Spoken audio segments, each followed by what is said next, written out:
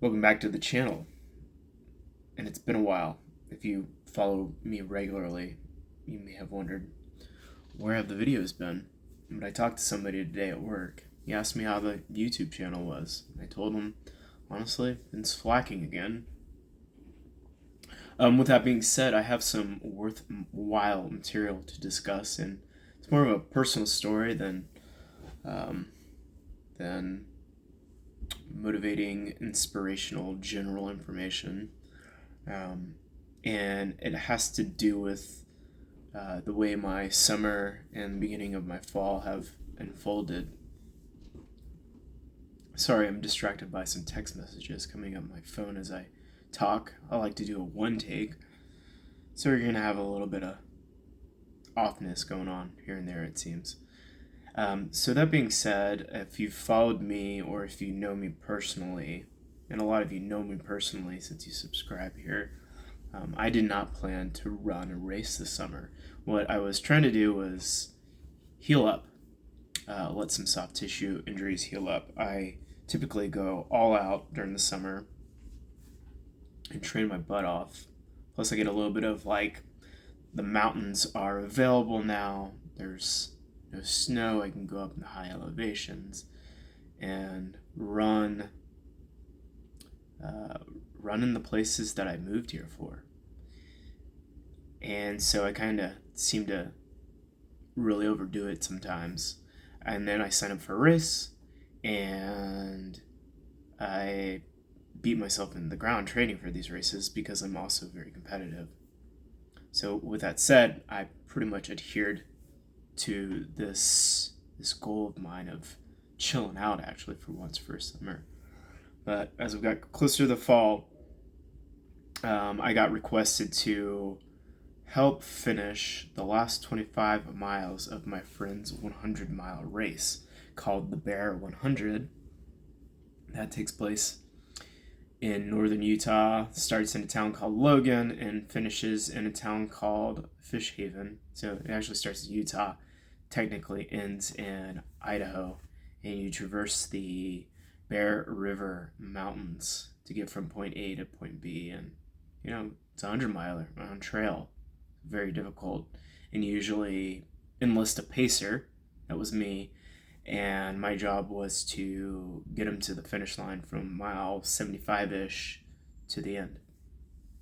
I was also assigned to help crew him, which means that I would meet him at certain checkpoints called aid stations and have some supplies on hand.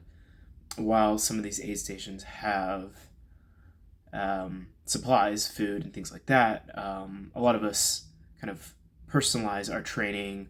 We eat certain things during our training runs, and we want to have those things on hand. So you have the help of a crew to make sure that they have those supplies to help essentially, um, I guess, just get you through the race with the things that you need, and even the personal support that you get from seeing these people, because I've done a couple of 100-milers. It's just a sight for sore eyes as you're getting fatigued throughout the race. So that being said, things did not go according to plan, and my friend stopped running at mile 51, and he was out of the race. So I never got to pace him, although I had started training late July and August through the end of September uh, to prepare for this role because my friend is rather talented and I knew he would be pretty fast for the end of a 100-miler, at least fast in my opinion. I really thought that he would get top 10 in this race, and it's a pretty competitive 100-miler race. So that didn't happen. And while we had a good weekend, we enjoyed ourselves at the lake, and we did some runs together. I didn't do the 25-mile run that I expected. And so that led me to decide to sign up for a fall race.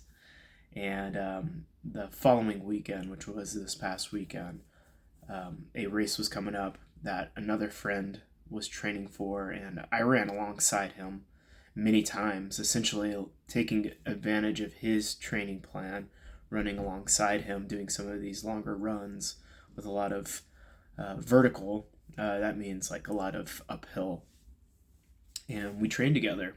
And so I figured, well, I've got some energy in the tank. I'm in pretty good shape right now, essentially in race shape. I might as well sign up for a race. And I did this race called the DC Peaks, and it takes place close to where I live in a town called Kaysville, and it ended in North Salt Lake, and it's a 55-kilometer race, which translates to around 35 miles, give or take. Anyways, I I signed up about a week ago on a Monday, and I literally took the final spot available. And I looked at the forecast, and it said partly sunny. So I was thinking, oh, great. Everything's lining up here. The weather's going to be fine. This is meant to be. And then as we get closer to race day, the forecast starts getting gloomier, and I start seeing rain chances start going from around 70% to 100% as we get closer to race day. The race directors also decided to change the course, and the beginning of the race had us do this giant 4,000 foot ish climb up to a mountain called Bountiful Peak. And so they changed the race course and brought the race between 5 and 6K, somewhere around there. And I guess an effort to make sure that we weren't getting too high and avoid possible snowfall at the higher elevations.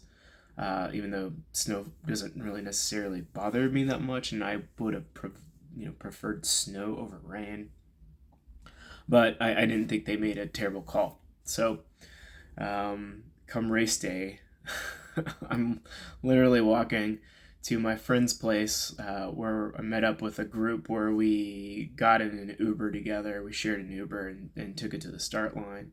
And as I'm walking to that house, I'm literally pouring rain in a kind of not the greatest rain jacket that I've had, but I've worn it in storms, and it has protected me from getting wet.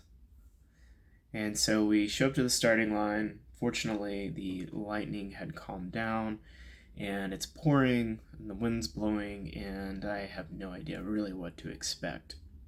As I start running, I actually started getting a little warm with my jacket, and I started bringing the zipper down. But then at some point, probably around 10 miles in, and you have to also keep in mind that there were a couple of wrong turns in this race. I did not think it was the most well-marked course.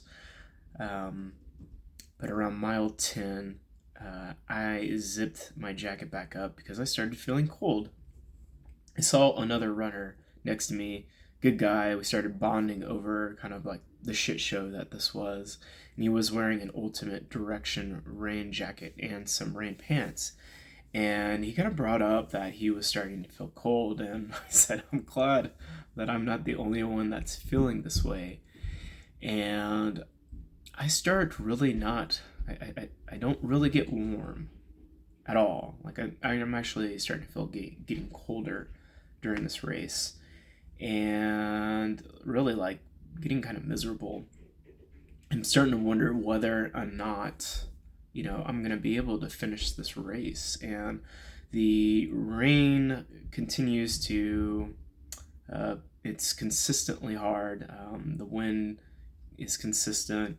It's cutting right through me. And as I get to I guess technically it was supposed to be a 14-mile checkpoint, but I'm around 16 miles on my watch because of the wrong turn. I show up and they got some hot broth. I'm downing it, and however, as I'm sitting still or as I'm standing still, I am starting to get colder. I'm starting to get cold very fast, almost uncomfortably cold. and I started getting some early shivering starting to happen. And I'm thinking, maybe I need to drop out of this thing. Things aren't looking too great. And the buddy I was running with caught up to me. He was saying the same things. And so, kind of like the warning signs, the check engine light starts going off in my head. Well, one of my friends, Jesse, he caught up to me, asks me how I'm doing. I'm like, I'm not doing too great, dude. And he tells me at the next checkpoint that he's got some dry clothes and he's got a spare shirt that I could borrow. And I'm like, all right, like we'll see what happens. And at the next checkpoint, it was more accessible for cars. So if I needed to phone a friend, it would be easier for them to get at the next checkpoint in Bountiful. That's at the next town over, and they could meet me there. It'd be easier than where I was at. So I felt a little safer going on to the next checkpoint. Well, with that being said, I'm like, I proceed to go on for another mile, and I'm like feeling worse, and I'm starting to think like maybe I should not have continued. However, it's like I don't know, 4 miles to the next checkpoint. I'm just thinking, let's see what happens. And the further I go, the worse I feel, the colder I feel, and the harder I run because I start getting into a little bit of a panic mode. And because, like, my temperature isn't rising at all, it's continuing to drop. And I've got this hood that's just not staying on. I'm like trying to clench it. And I'm just running as fast as I possibly can. My breath starts getting shallow and my muscles are tensing up and things are just feeling heavy. Um, and thankfully we got onto the road a bit. There was like a 2.5 mile section of the road to the next checkpoint. And I'm even thinking about asking some cars that are going by. I'm thinking about, like waving them down and seeing if they'll give me a ride. But I persevered, and as I'm getting to the next checkpoint, I'm getting on my phone. I'm texting my friend, like, hey, I'm done. I'm at Mueller Park, or I'm about to be. Please come. And so um, people are cheering me on as I get to the next aid station. And I'm like, I'm done. I'm freezing. I go right into the tent that they thankfully had. I get up to this heating element, this stove or something, and I put myself right against it. And somebody hands me an emergency blanket, and I start shivering. And it was a good thing that some of my friends were there. They were smart enough to let me know that I needed to take the wet layers off. I actually took off my rain jacket, and the shirt underneath was completely soaked. So I still trying to figure out what exactly happened with the gear. There's a possibility that things just got damp over time, or sweat or whatnot underneath, and then just became this cold layer that was giving me hypothermia. And so they were there, and they luckily told me to peel off that layer. That was a game changer. And I just was asking the volunteers there just to keep bringing on the hot broth. And there was another friend of mine that was right next to me. He was not getting warm at all. I started feeling better around 20 minutes after arriving at that checkpoint. And he told me that his head was throbbing. He said he was not getting warm. So I did the Boy Scout thing, which is you essentially need to like bring yourself right over to the person and hug them. You get as close as possible, and yeah, your body warmth is essentially synergizing to bring that person back up to a healthy temperature. And fortunately, I managed to make him feel better to where he could leave the tent. They were even talking about bringing in emergency services for him, but fortunately, it didn't get to that point. So yeah, about around a half hour after sitting there, after shivering, I finally stabilized. My friend showed up, and fortunately, she was there and gave me a lot of support, and she gave me a ride home. I got the hell out of there, and thankfully I I was smart enough to stop, not continue the race, because the wind and the rain never let up. I mean, it continued on for the next 7 or 8 hours in the day. And it was funny because it just so happened to be this 100-year storm where it was like the second wettest day on record in the Salt Lake Valley. like, um, so crazy. It was really not really prepared. I was wearing shorts, gloves that weren't waterproof, and I had a rain jacket. And however, it wasn't sufficient enough for keeping me warm. But it was kind of strange to me because I was seeing some people wearing these windbreakers, like the same kind of windbreaker that I have. And like, for instance, I saw this young lady with the same windbreaker that I had. It was soaked to the gills, and it became translucent due to the rain. And all she had under was a sports bra, and I watched her continue to go forward with the race. I knew that she wasn't as cold as me, but I'm curious as to how far she got, and hopefully she completed the race. So yeah, lessons learned. Well, like first, I kind of went in to the race a bit foolishly, I guess, with the gear that I had on. Non-waterproof gloves and shorts. However, I had a rain jacket. But I also didn't expect the weather to be as bad as it was. This is probably like the second or third rainiest day I've ever seen. Like an all-day rain, and while living here in Utah, and I've lived here for almost 7 years.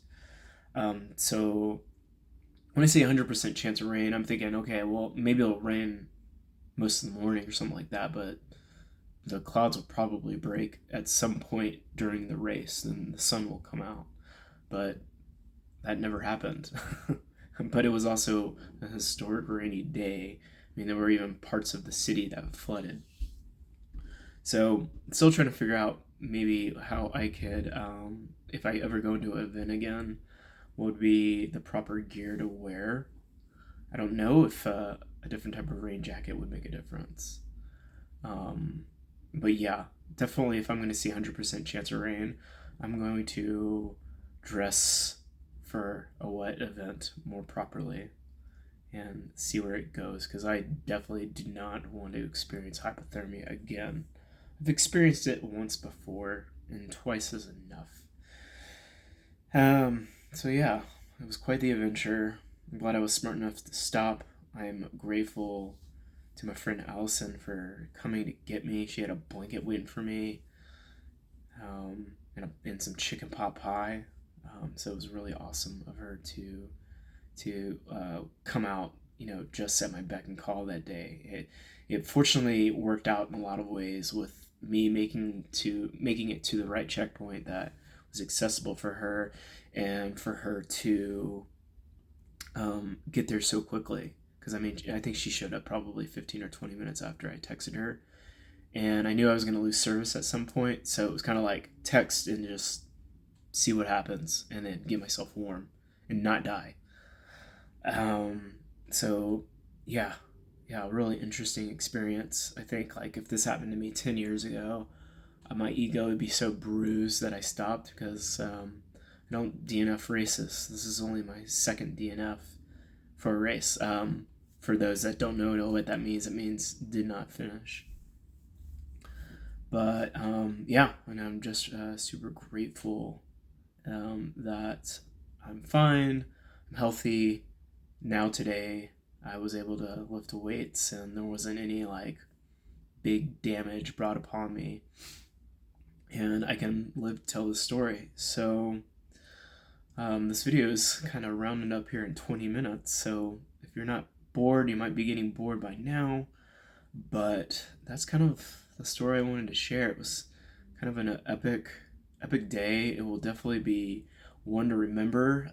I want to congratulate my friend Jesse for completing the race. I want to ask him about everything that he wore, and he was one out of 4 friends, because we had a group of friends that ran this race together. 1 out of 4 friends that completed the race. So well done, Jesse. That was like a badass achievement to survive Renegeddon like you did. So thanks for listening. Thanks for checking it out. If you're not already, please consider subscribing, giving a like on this video to help the algorithm, giving me some traction out there in the interwebs, because this channel is here to stay and there's more to come. Peace.